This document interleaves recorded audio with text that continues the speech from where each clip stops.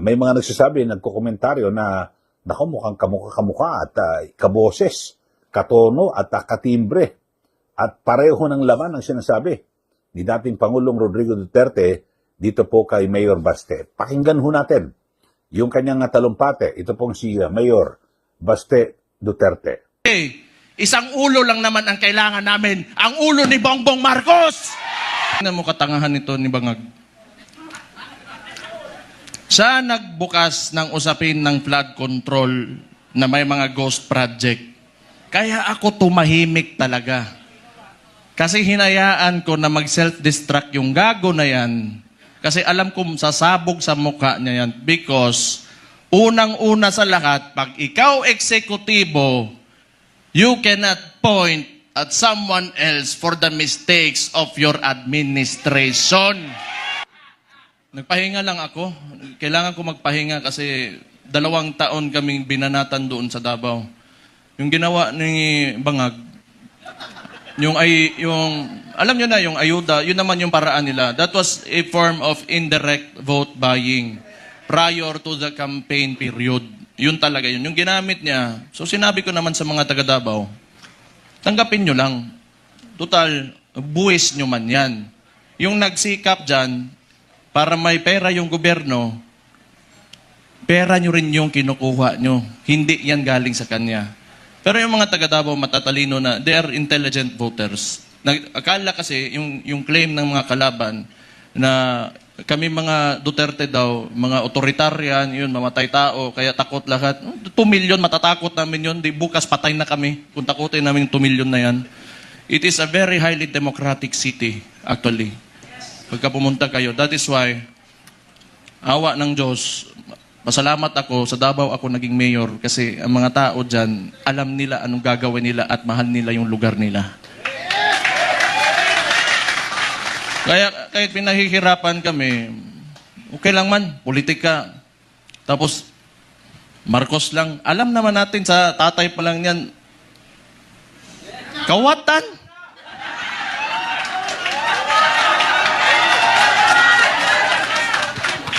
Hindi, kasi ganito yon. Nung nagsimula yung kampanya nung 2022, kasama na yung kapatid ko, the Vice President, siyempre, inisip ko rin, siguro, itong tao na to, gusto maging presidente, he will redeem the Marcos family name. So, hindi ko naman talaga inisip na may ganun din pala kagago yung tao na yan. Kung siguro nasa isip niya ko, sira na yung pangalan namin, sirain ko na lang lalo. Wala naman akong political lang to. Kung bahala sila, magalit sila sa akin. Si Auntie Claire, tanawa. Pagkatapos ito, Auntie Claire, si Mayor, baste, lo ni mbuanga ka. Oh. Nagpahinga lang ako. Kasi before the midterm elections,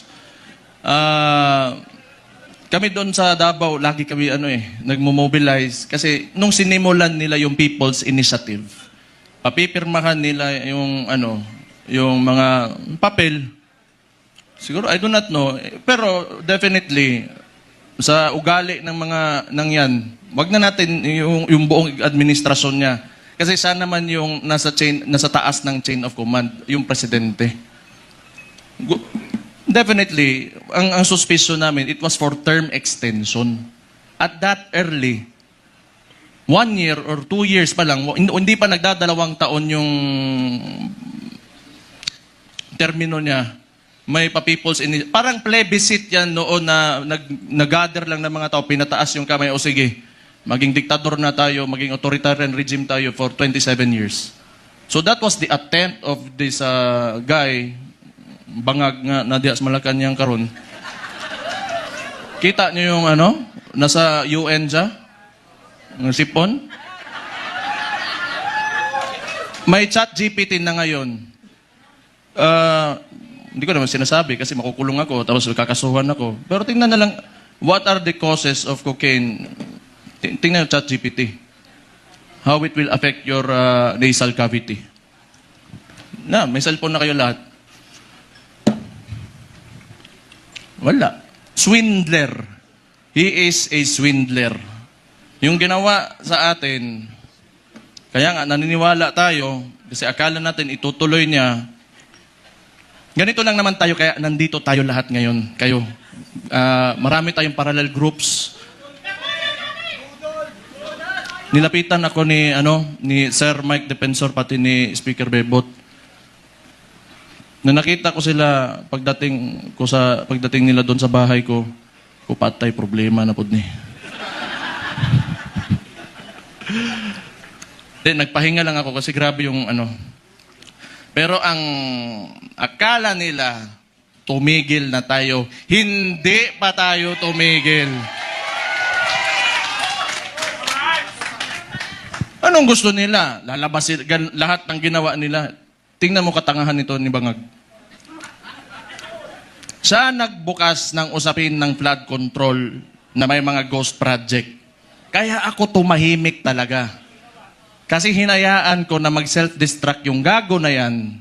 Kasi alam ko sasabog sa mukha niya yan. Because, unang-una sa lahat, pag ikaw eksekutibo, you cannot point at someone else for the mistakes of your administration.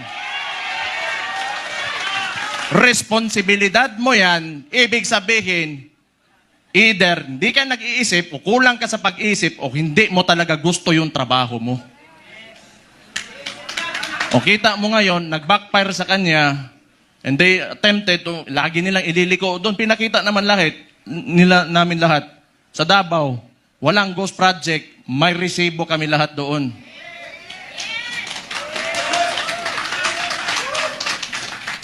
Tingnan nyo, anong resulta ng ginawa nila?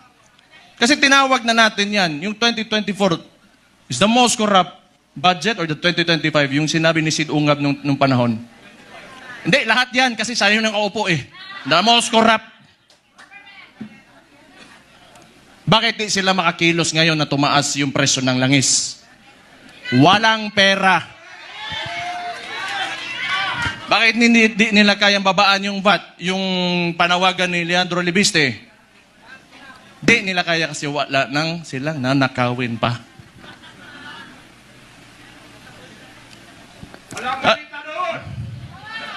Alam nyo, hindi naman talaga perfecto kahit saan ka pumunta sa buong mundo.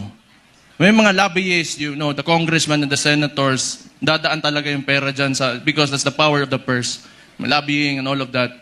Pero this kind, the estimated loss to corruption, umaabot na sa trillion. It doesn't make sense anymore. Saan mo pa gagastusin yung pera na yan kung nasa bulsa mo yan?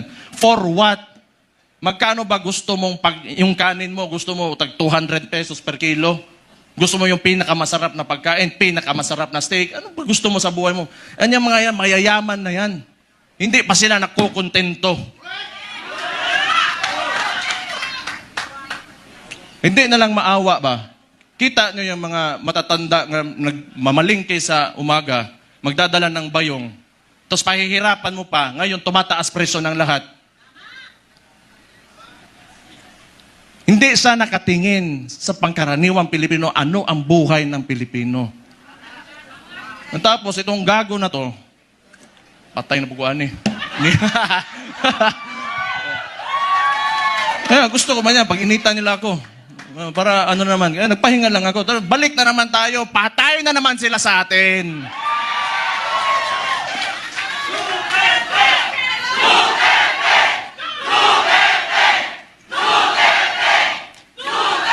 Ito pang maganda. Ito pang maganda. Tayo, mga parallel groups, ilan? Pila to kabuok? 600 parallel groups. Anong sinabi ng Vice Presidente? Siya ay tatakbong presidente, kumilos na tayong lahat.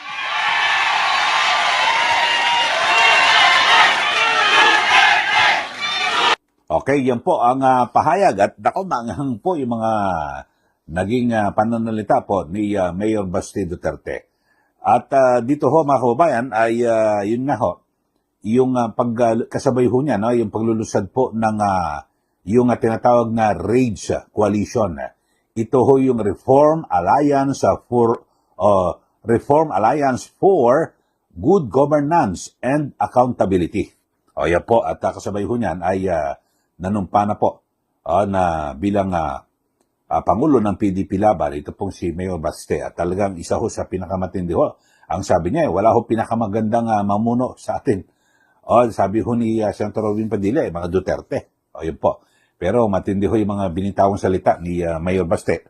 Kayo na ho humusga at magbigay po ng mga pahayag dito ho sa kanyang mga binanggit. Pero, siyempre, hindi po natin maiwasan na talagang ngayon ho, merong plan A, plan B. Di po ba? So, abangan ho natin ano kaya ang plan B ng kasalukuyang administrasyon. Dito po kung sakasakali na kasi ngayon, mukhang mahirapan ho sila ngayon. Alam ba, sige, mag-uusap-usap ang mga yan paano yan kung ma-impeach si VP Sara Duterte, andyan si Basti Duterte? Duterte pa rin. At umuupak na ngayon. Kay Pangulong Marcos Jr. So, anong gagawing option nila?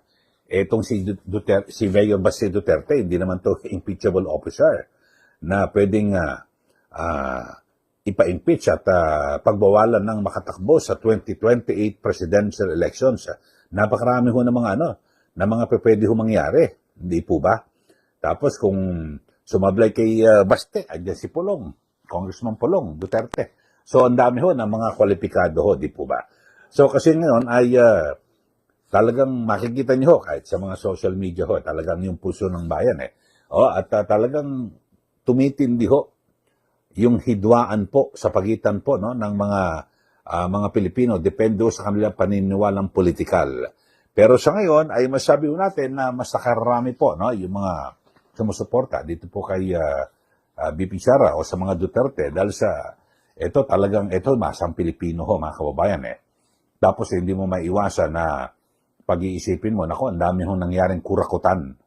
But sana kung walang kurakot ho rito na nangyari, di po ba yung sa flood control scandal na yan, na may sa trilyong piso ang sinasabing nabulsa at base po sa mga lumabas na naunang pagdinig dyan po sa Senado, talagang kumpirmado na nagkabulsahan po, di ba? Talagang matindi ho at yung galit ng taong bayan, hindi natin mapipigilan Pero ngayon, biglang humupa. Biglang tumahimik Na iba po issue at na-focus ho ngayon sa impeachment. So, titignan ho natin. Kayo ho, anong nakikita nyo ho rito? Kasi akin para na ho rito, bilang isang komentarista, mukhang ang plan B ho ngayon ay ito pong si Mayor Baste. Kung sakasakaling talagang, alam nyo naman, pag nagkaisa ang lahat di ba? Kasi kaalyado ng kasalukuyang administrasyon, alam nyo naman kapag ang gobyerno, mahirap kalaban ho. At yung, alam ba, you cannot